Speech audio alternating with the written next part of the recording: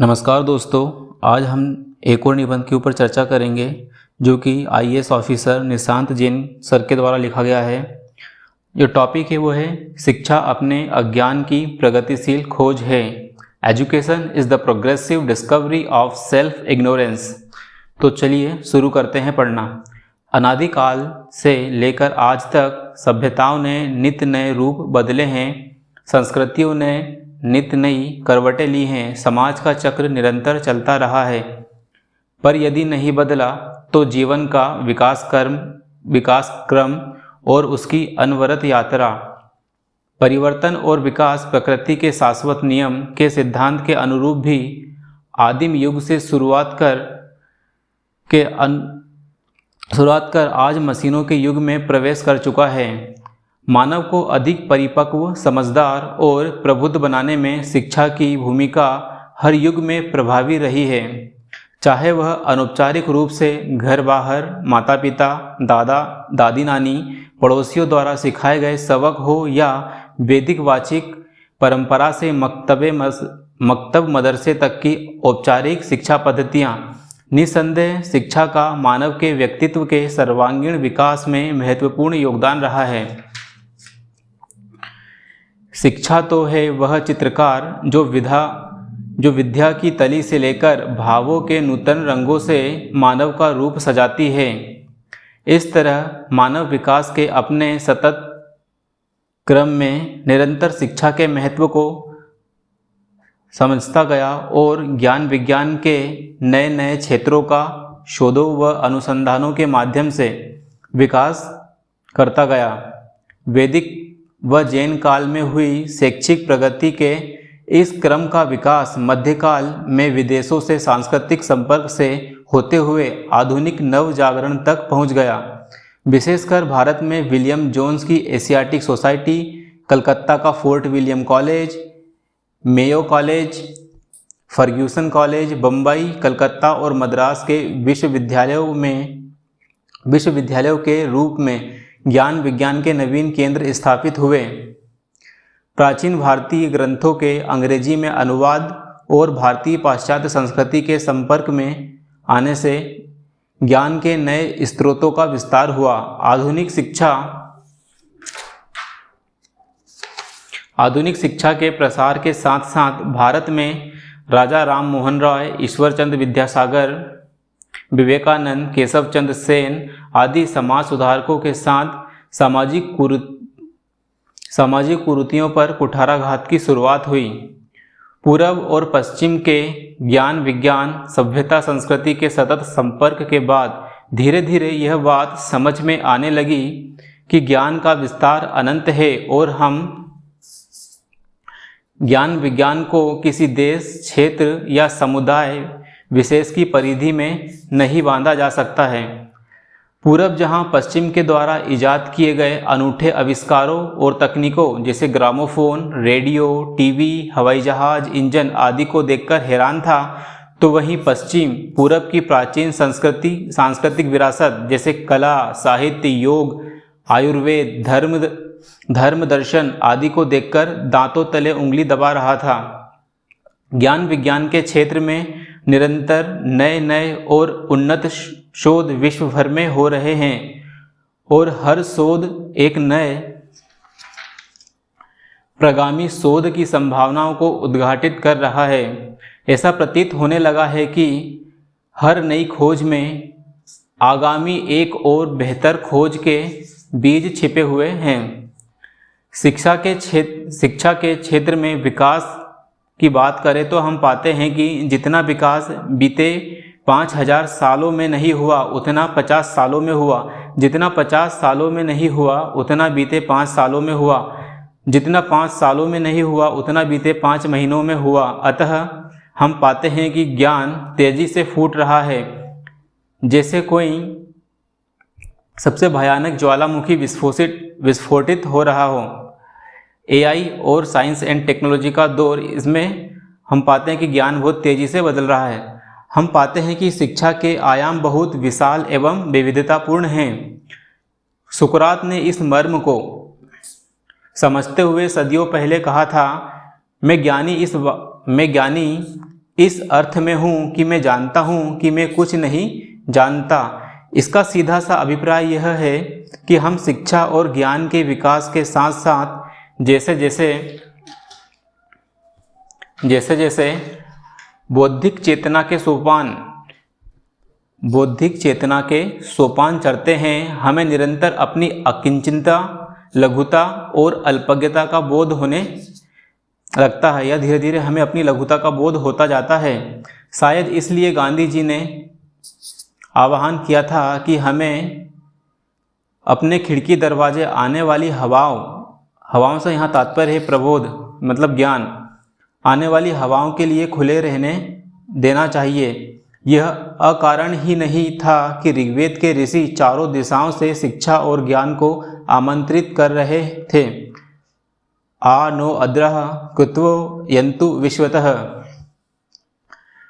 दरअसल शिक्षा अपने अज्ञान की एक प्रगतिशील खोज ही है। ज्यों ज्यों हम ज्ञान के अथाह सागर में डुबकी लगाते हैं, इससे निकले अनुभव के मोती हमें इस बात का एहसास कराते हैं कि अभी बहुत कम जाना है और अभी बहुत कुछ जानना बाकी है। जीवन के हर क्षेत्र में हम प्रतिदिन इस तथ्य से दो चार होते हैं कि धार्मिक, दार्शनिक व आध्यात्मिक क्षेत्र में देखें तो, फिर से इसको रिवाइज करते हैं दोस्तों, कि जीवन के हर क्षेत्र में हम प्रतिदिन इसी तथ्य से दो चार होते हैं। किस तथ्य से?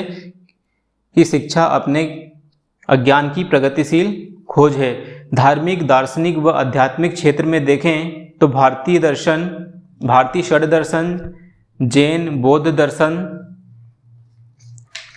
से लेकर नव वेदांत तक नित्य नवीन चिंतन सामने आ रहे हैं और ईश्वर, जीव जगत के रहस्यों पर से पूरी तरह पर्दा उठना अभी बाकी है। पाश्चात्य दर्शन से भी सुकरात, प्लेटो, अरस्तु से लेकर कांट, हीगल, मार्क्स तक इनके दर्शन की अनसुलझी पहेलियां अभी भी मानव के लिए अबूझ ही बनी हुई है। यदि इस क्षेत्र में स्पष्ट निष्कर्ष साबित हुए होते तो विश्व भर में इतनी परस्पर विभिन्न धार्मिक, दार्शनिक मान्यताएं अस्तित्व में न होती। लिहाजा मानव पर्याप्त अध्ययन के बाद यह अनुभव करता है कि अभी हम ज्ञान की कुछ बूंदें ही चख पाए हैं और पूरा सागर अभी बाकी है। कबीर ने अपने इस अनुभव को कुछ इस तरह व्यक्त किया था: पोथी पढ़ पढ़ जग मुआ, पंडित भया न कोई। सामाजिक और राजनीतिक क्षेत्र में तो हमेशा सुधार और समझ की गुंजाइश बनी ही रहती है। विशेषकर भारतीय समाज और भारतीय राजनीति अपनी संरचना में बहुत ही जटिल है। कहीं एकल व संयुक्त परिवार का द्वंद्व है तो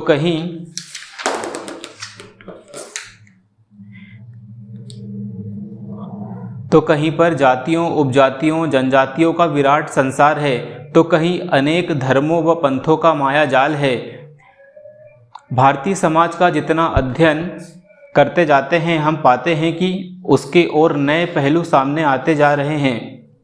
पिछली सदी के युग पुरुष राष्ट्रपिता महात्मा गांधी जी ने भी अपनी आत्मकथा सत्य के साथ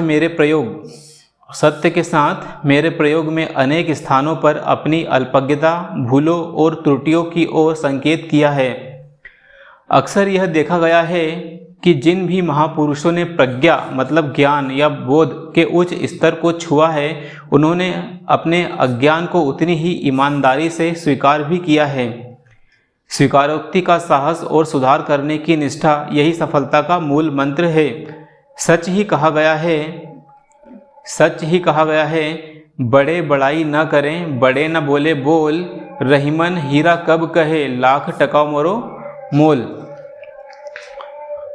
व्यक्तिगत और मनोवैज्ञानिक स्तर पर भी हम दिन प्रतिदिन व्यवहार में नित्य नए पाठ सीखते हैं। मनोविज्ञान के अध्येता जहां नवीन अनुसंधान के माध्यम से मस्तिष्क की नई परतें खोलने में जुटे हैं, वहीं अमेरिकी राष्ट्रपति बराक ओबामा ने बराक ओबामा ने भी मस्तिष्क पर अनुसंधान के लिए करोड़ों डॉलर का नया कार्यक्रम शुरू किया है। चिकित्सा विज्ञान के क्षेत्र में तो इतनी तेजी से अनुसंधान हो रहे हैं कि रोज नए रोग, उनके टीके और उपचार सामने आ रहे हैं। जीव जंतु विज्ञान व पादप विज्ञान के अध्येता आज तक यह दावा नहीं कर सके हैं कि उन्होंने दुनिया भर की सारी प्रजातियों की खोज कर ली है। साहित्यिक सांस्कृतिक क्षेत्र में देखें तो हम पाते हैं कि भारत की अभी संस्कृति और साहित्य के इतने सारे रंग अछूते हैं कि उन पर अध्ययन एवं शोध का पूरा क्षेत्र अभी बाकी है। पुरातात्विक खोजों से ही 1921 में यह पता चल सका था कि वैदिक सभ्यता से पहले भी सिंधु के किनारे हड़प्पा सभ्यता फल फूल रही थी।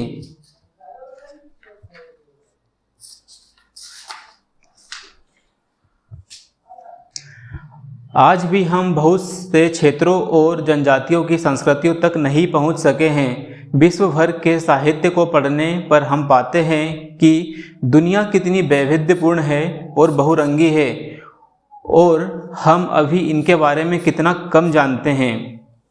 इसके अतिरिक्त औपचारिक अध्ययन के दायरे से बाहर मुक्त भ्रमण के माध्यम से शिक्षा अर्जन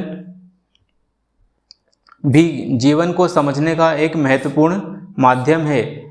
निदा फाजली लिखते हैं, धूप में निकलो घटाओं में नहाकर देखो, धूप में निकलो घटाओं में नहाकर देखो, जिंदगी क्या है किताबों को हटाकर देखो। इस तरह हम जीवन के प्रत्येक क्षेत्र और स्तर पर अनुभव करते हैं कि शिक्षा दरअसल हमें यह बोध कराती है कि हम कितने अज्ञानी हैं। हम समाज में अपने आसपास अक्सर कुछ ऐसे लोगों को देखते हैं जो थोड़ा बहुत अधकचरा ज्ञान जुटाकर सेखी भगाते रहते हैं और पांडित्य प्रदर्शन करते घूमते रहते हैं।